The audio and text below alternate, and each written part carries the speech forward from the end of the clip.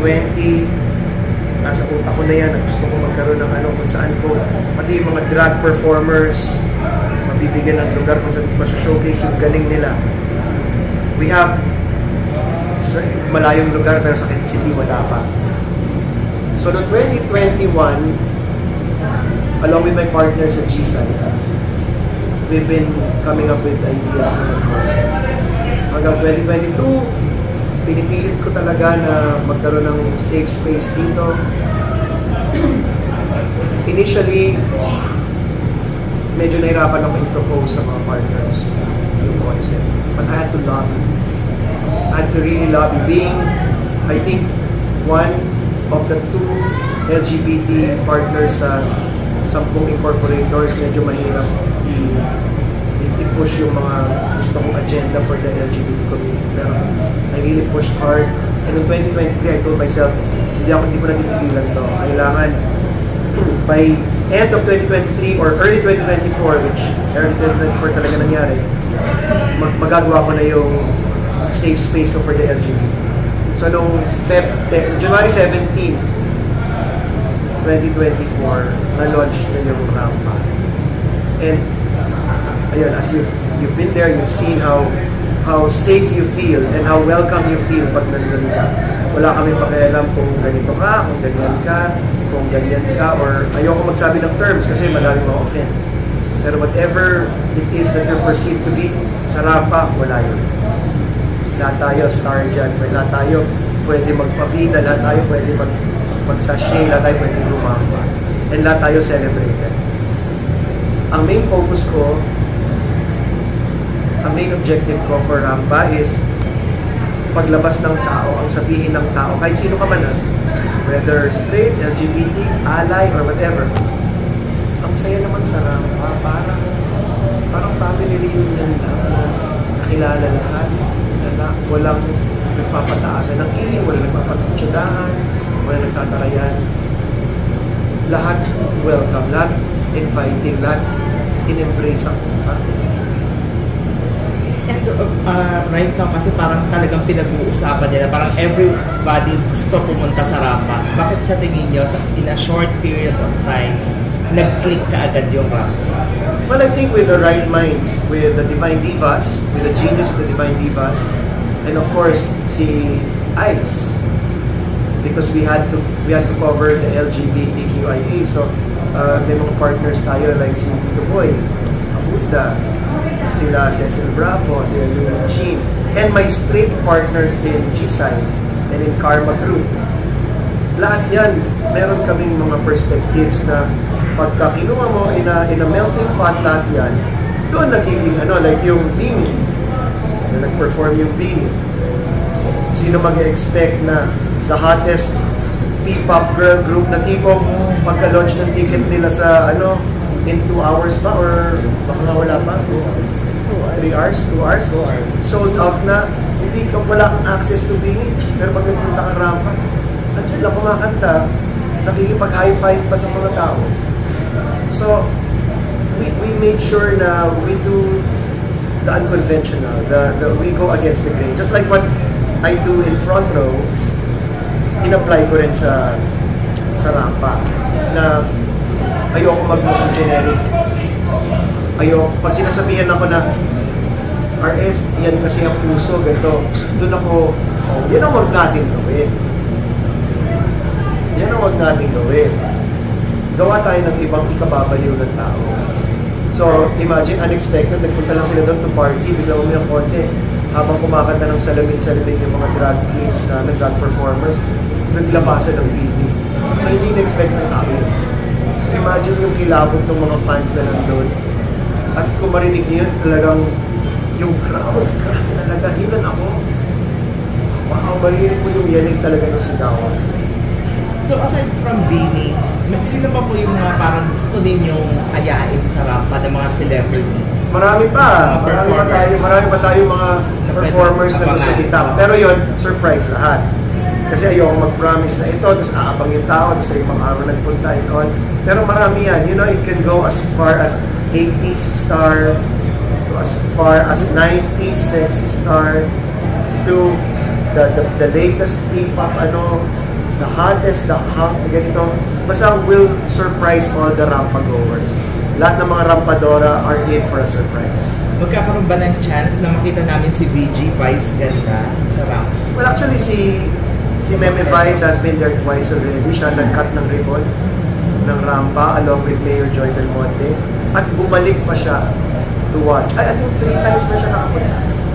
3 times na siya. Magpe-perform dito siya in the future? I'd love to. I don't know yet, but I'd love to. I'd love to hear her sing live rampa.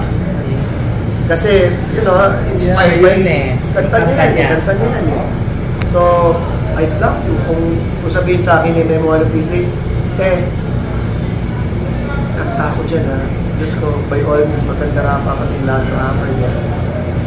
You mentioned kanina na you're creating a safe space. Ano yung measures na na-apply yung really create that safe space? With the help of the genius of Paulo Castro and si Daryl, who are experts talaga in LGBT, SOGI and all that. Kasi I'll be honest with you, even me as an LGBT part of the community, member of the community, medyo nalilito pa rin ako minsan. And ayoko magmarunong na ako, alam ko na lahat yan. Dahil LGBT ako, alam ko na lahat ng... Minsan, pati ako, ano ba yung gender expression, ano ba yung gender identity? Minsan nalilito pa rin ako. Ayoko kong magmarunong, ayoko magsabi ko yung authority, ako hindi po. So, kinuha namin si Paulo Castro at si Daryl Resina. The 2 experts sa mga ganyan para magbigay. We made sure our bartenders, our waiters, our staff, our bouncers, alam kung paano makitungo, paano tratuhin, paano i-address ang sitwasyon pag gano'n. Even our drag performers. Ayoko na nga sila tawagin drag queens eh. Kasi meron din kami mga straight na mga drag performers. May straight na babae, may straight din na lalaki. So, para walang away, drag performers, drag artists. Yun ang tawag natin sa kanila. So we made sure na even ako, we are all properly oriented. Sa SOGI, sa mga ganyan. Para iwas na sa mga kung anumang issue na ganito tinawag lang sir, ganito, bawal hindi pinapasok, kasuot ng ganyan. Minsan nagugulan na rin ako sa ganyan. Ang sa akin lang, ang bottom line lang naman dyan, alam mo, respeto.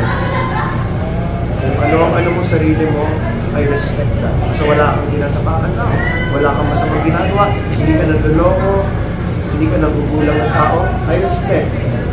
Kung sinasabi mo, ganyan ka, tapos na-inlove ka sa ganito, hindi ganun.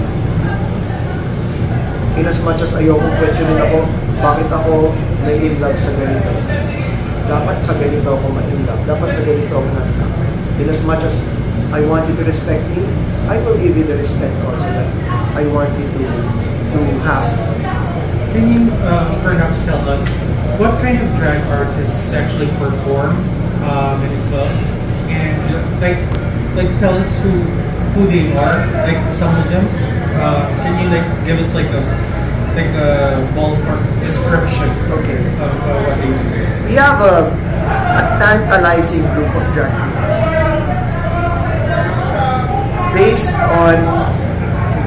on comments from people who've gone around sa drag clubs. In fact, meron isang Miss Saigon cast member, Australian na nag-review na nagpunta siya sa Club A, nagpunta siya sa Club B, nagpunta siya sa Club O, nagpunta siya sa Rampa, and he found the drag performers of Rampa slightly better than the rest. And I'm proud to agree with that. We have a tantalizing group. First, we have Bombading. Bombading is from the house of Ding. Para siyang granddaughter ni Brigitte. He's from UP. He's physically fit.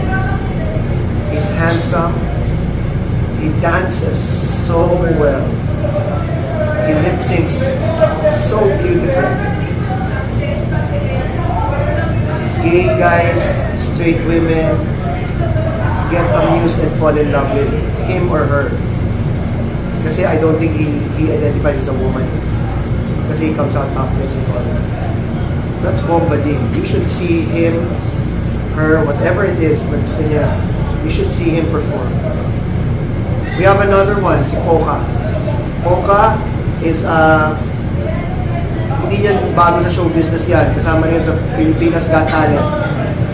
Season 2 or something. Hindi na alam yan. Pero, he's a semi-finalist sa Pilipinas Got Talent. He provides naman the comic relief. So when everybody becomes wild and fierce and slaying the rampa, here comes someone, a drag queen, na magpapatawa to lighten the ano. Meron din tayo si Felicia Ding. Felicia Ding naman has won several drag competitions. She's called the lip sync assassin. Sobrang galing niya mag-mouth ng lyrics. Even ako, na kaya ko naman mag-lip sync, pero pag pinapanood ko siya, parang ikaw yung parang ikaw.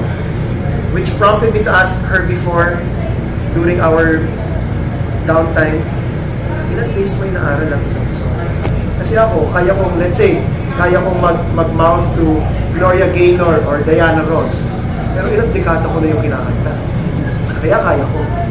Pero ikaw, bagong rinig mo lang sa bagong kanta, let's say, ni Beyonce, tapos alam mo na, Sir Alex, about 2 days. 2 days and you have all the nuances down pat. That's why she's called the lip sync assassin. We have another one, si Katana. She's from, I think, Isabela. Yes, Queens of the North. Queens of the North. Kiari and Katana. Kiari and Katana, you should watch out for them. First nila dito sa rampa, homegrown. Pero you should see them slay and work it. And sometimes, even as owner, nanonood, wow, napapatik na ako sa kanila talaga. Na sobrang ganda ng mga binibigay nila. What am I saying? I'm saying, ang queens natin sa rampa are really worth watching. Are really worth given the space.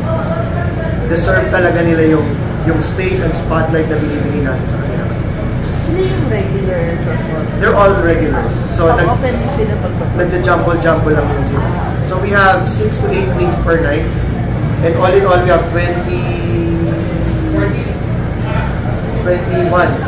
queens.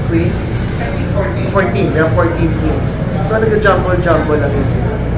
And we have mga hosts na magaling din. Salmonella, kung napanood nyo sa Showtime, nag-open. Wow, parang seasoned host. Walang hiya. Walang hiya in a positive sense. Walang bakit, walang inhibition, walang kaba, walang lahat. She really amazed the crowd. She was oozing with charisma. Marami pang queens. I mean, I'm sure yung ibang hindi ko na mention, magtatampo na yan. Pero ang dami pa talaga. That's why I'm inviting all of you. Mamaya, after nito, punta tayo, mga 11:30. We'll have a round of drinks. Panoodin natin yung mga queens. I don't know who's performing tonight though, pero ako promise, whoever it is naman, promise ako magsabi sa inyo. If you guys have been to other clubs, kayo makakasabi in your mind. You don't have to tell me that.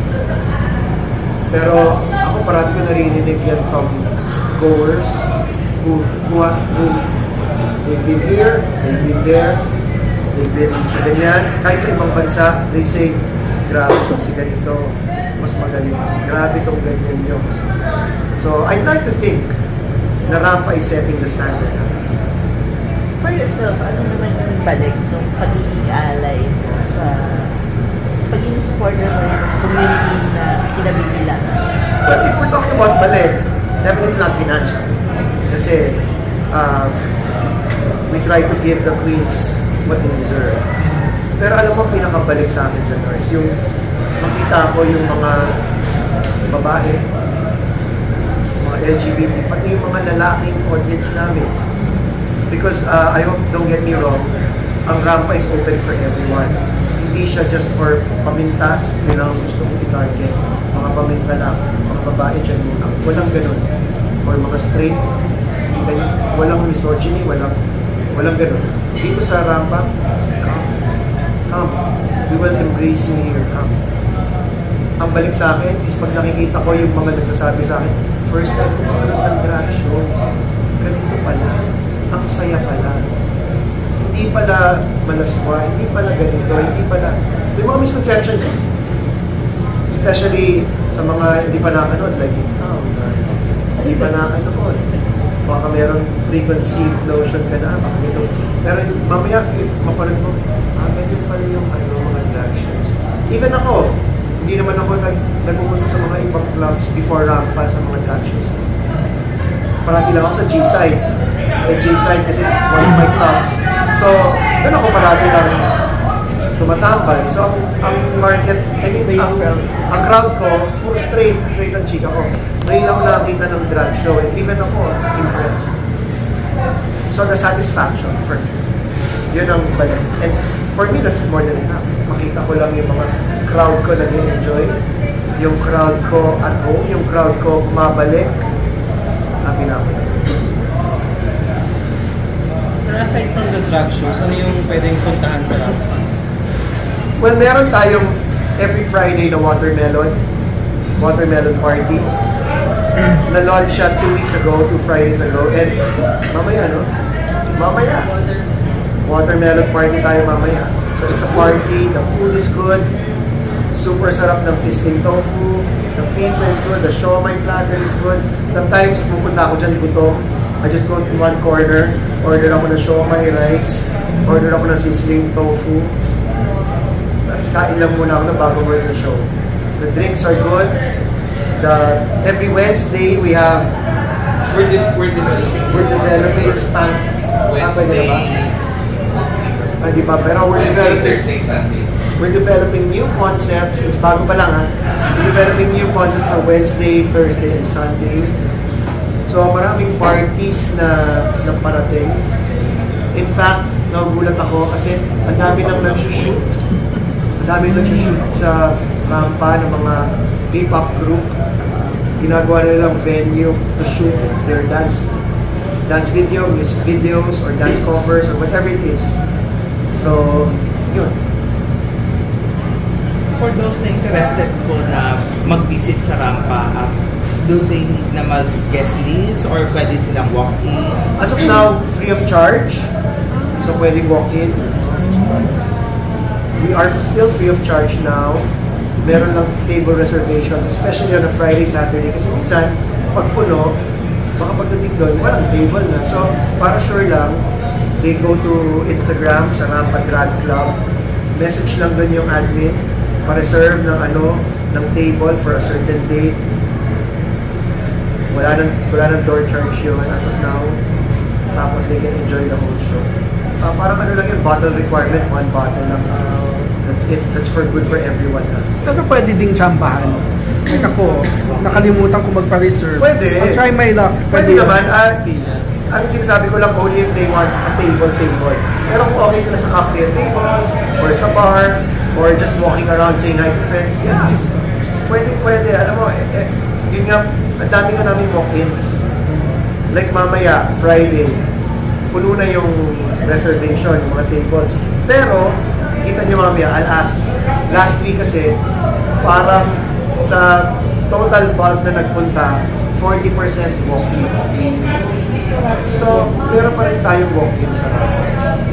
So, hindi pa siya ganun hindi pa kami nag-turn away ng tao. Kasi dami ng businesses mo as an entrepreneur. Ano yung parang guiding principle or mantra yung Always ko sinasabi yan with my business, let's say sa clubs or sa retail, sa business, sa product level, or dun sa mining, sa automotive. It's always do it with your whole heart. Do it with so much passion na kahit hindi mo iniisip yung kita, hindi mo iniisip yung sweldo, hindi mo iniisip lahat, gagawin mo pa rin. When I was active in acting, I wasn't doing it for the talent fee. In fact, there are guestings I've done and shootings I've done na up to now, hindi pa na ako yung talent. Kasi parang hindi ko naman, wala naman sa utak ko yun. Ang utak ko, shit, maka-eksena ko si Gretchen. Hindi lahat ng tao maka-eksena si Gretchen. Ibang tao nga, mag-high lang si Gretchen, masaya na. Eh, ito ka-eksena ko pa. Ito, maka-eksena ko si Catherine. Ibang tao nga, makamayan lang ni Catherine. Pwede nang mag-retay. Eh, ito, ka-eksena ko, sa bunutan ko pa siya sa eksena. Magaganda ko pa. So, yun ang for me, yun yung motivation ko eh. Maka-eksena ko si Enrique Hill. May eksena ko si Piolo, si Benito. So, that in itself, I was doing it dahil gusto ng hardware. Hindi ko iniisip yung, kaya ako ito ginawa kasi today meron akong X amount of money, meron akong 40K, meron akong 50K, meron akong 10K. Pagka secondary na lang yun, or third or fourth, at dahil gusto lang talaga ng puso mo, mas malaki yung chance mo mag-succeed. Like itong rampa, hindi ko may iniisip, magkano pakikitain ko dito tonight? Ang pinaka-inisip ko lang, I need to hit this target para mabayaran ko lahat ng queens, mabayaran ko yung buhay. Pero hindi ko na iniisip yung expense. Just to be afloat, okay na ako doon. Para mabayaran ko ito, masaya ka, mabigyan ko pa rin ikaw ng magandang compensation, maganda pa rin yung upkeep ng lugar, or yun yung sa akin. So if you do things with your heart and your own focus mo, like what I've done sa front row, makul ka lang one day, wow, nag-flourish na pala yung hard work. Ako meron. Pero it's good you pointed out na hindi maa-auto. Kasi ang karamihan, kadalasan ng problema kapag identified na sa LGBT, if we're going to use the term, iniisip ng mga straight, ma-out of place sila. But ikaw, talagang specifically, you pointed out, even sa kanila, it's a safe place. You know, Joe, I have this thing kasi na my relationship, my friendship transcends sexuality. Even when I was in high school,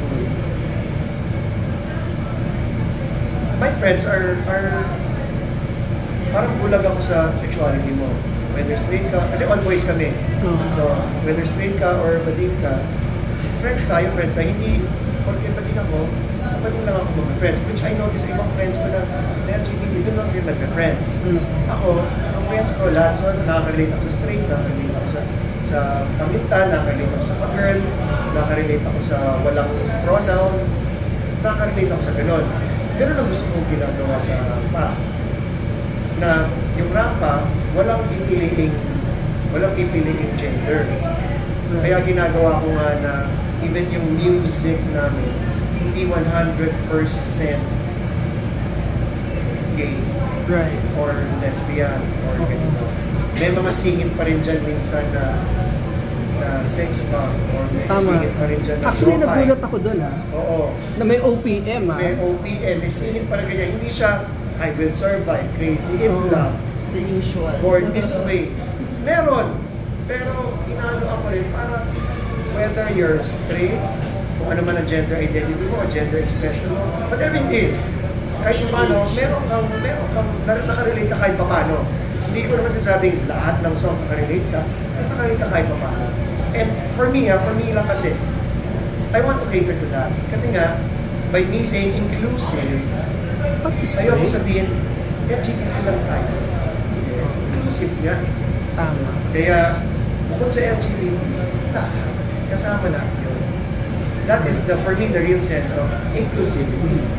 Kasi kung sabihin mo inclusive tayo, pero sa mga Becky lang ha. For the rainbow lang. Mga Merly, tsaka yung mga straight, doon na sila sa Paris. Although hindi siya inclusive. Ha? Hindi siya inclusive. Oh, kasi hindi lahat. May ano eh. Parang wala. Or, mga ganda lang ha. Yung mga chapter, gano'n. Chapter. Hindi naman ako sa chuk eh. Oo. Di ba? Gano'n. Sa inclusive lahat na. Tara, let's go. Ano ka man? Alam mo si Salmonella, last kwento. Si Salmonella is a host. She's hosting ba tonight? Yes. You will love her. Salmonella is our host. She used to be, Chuk, I need help lang dito ha. Vice principal for a school. Vice principal sa theological school. Espiritu Santo High School in Tayuman. Oo. Nasa PhD in theology. Yun siya. I fell in love with the way she was. And I called her. Sabi ko, Salmonella, I love the way you host. I love the way you, not just host, but I love secondary host. I love the way you made all our audiences feel.